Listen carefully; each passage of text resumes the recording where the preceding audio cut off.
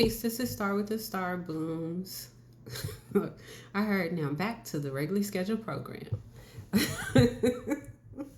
Okay.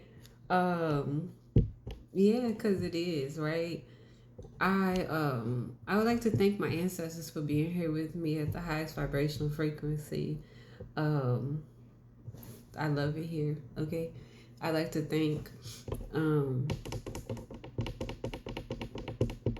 thank them for covering, protecting, guiding, shielding me, and cloaking me in any and all manners, forms, and fashions. I'd like to thank Archangel Michael for being here with me, cutting away and disintegrating any negative energy that is being sent towards myself. Anyone who is listening to this message in a rate or a desire to receive a higher, grander perception within themselves and their reality for their path towards their power.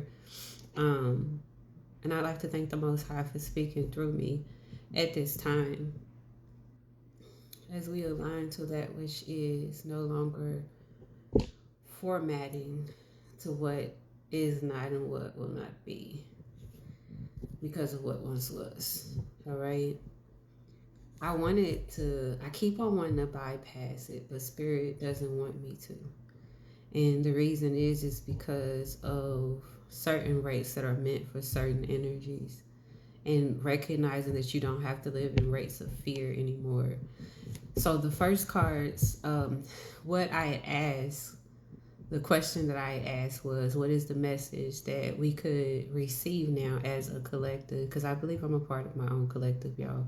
If I'm giving y'all messages, know that I've desired, discerned, and set with these messages within myself, for myself, on as many layers and levels as I could possibly do it for me to be at a rate to where I could overstand and understand where to place me at in it in order for me to gain and receive my lessons before I distribute. And sometimes it takes me a little bit longer than other times because sometimes the messages are so much bigger than me that the way that I may want to handle it may not necessarily be permitted due to whatever rate I'm being called to, right?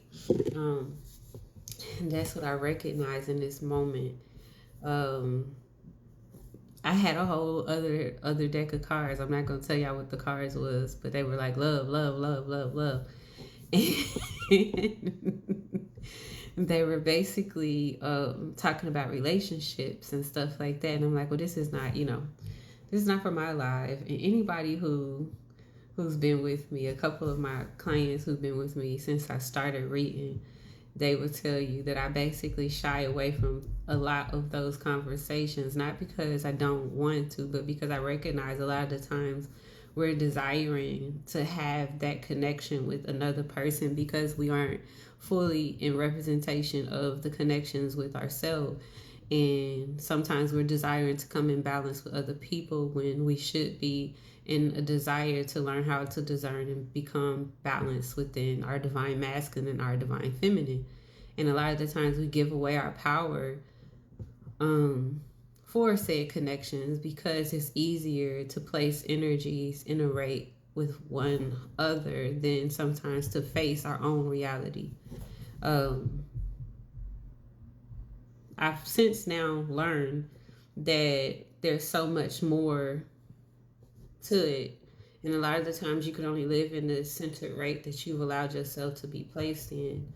Um, One of the things that I recognize in relationships for myself is that I didn't have to be blameless in the situation and the desire to blame others for the outcome or the dissolution of the connection wasn't a rate for me to basically stay at with myself in hopes to basically make the outcome justified. I got to be at a rate of detachment, because it allowed me to finally become whole within myself, if that makes sense, right? Um,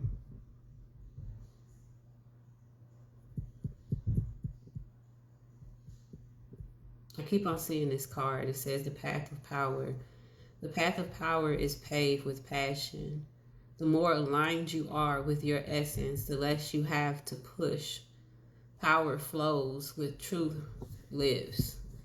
And that's the statement that Spirit gave to me, which was, you're going to give a message about perception over rates of illusion, because it's now for you. It's now time for you to live in the reality, which is going to be truth. But it doesn't mean it's going to be absent. I'm talking like my ancestors. It doesn't mean it's going to be absent of the illusion. It's just going to be a situation where you learn to fortify in the spaces that are unique and intricate, dedicated specifically to you and your route, right? And then I got 4 cards after that, and it says surrender. Surrender. Sometimes learning to surrender can feel as if you're dying. The ego learns what's hardest, to stop trying to control the whole universe, and then receiving. Every day it becomes easier to receive the highest divine path and to trust my inner guidance, and then divine love. When you offer everything to the divine with detachment, you begin a love affair with spirit, and then limitless. See yourself open to receive in the most miraculous ways the divine can use anything and anyone. Inner power. Give me the courage and the power to do what must be done. Faith. Miraculously, amazingly, everything I need always comes. Love is opening me to receive beyond anything I imagine. Intuition. Each person's road to the inner Lord is extremely and extraordinary personal. How liberating to listen inside and sense moments to moment what is needed. Inner authority. You're realizing that you don't need a little to lead your own life. You don't need a title to lead your own life. There is no hierarchy when you're the only one in power. Centered calm. Reacting is easy, but choosing with wisdom takes grounded stillness. A decision born in chaos will carry its frequency. While facing shadows, sometimes we get fearful of detachment. 808. Because sometimes it's difficult for us to believe in the truth, which is we get to be protected, covered, and seen on all layers of our experience. Don't allow yourself to become clouded in rates that you desire to perceive based off of how you may have previously discerned because of how you sat within the rates of chaos. Sometimes you don't recognize that even the frequency of your manifestations may not necessarily have been able to come into full fruition because of the rate that you were calling it in upon you basically perceiving and connecting to your cure in the womb that you were curing. I asked myself while washing the dishes last week, can you create a cure while in the womb that you're living in?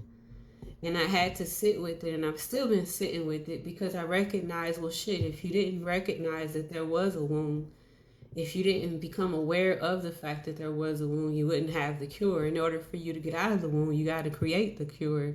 You have to become aware of the moving parts of the cure. And then Spirit sat me down and it said stillness, silence. And I got quiet.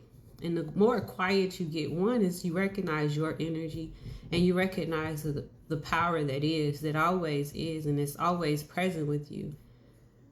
And being able to be in that space, a lot of other things get quiet because they don't have permission or access to you because of the stillness that you're in. Some things are super jittery. Some things call for your nervous system to be out of whack.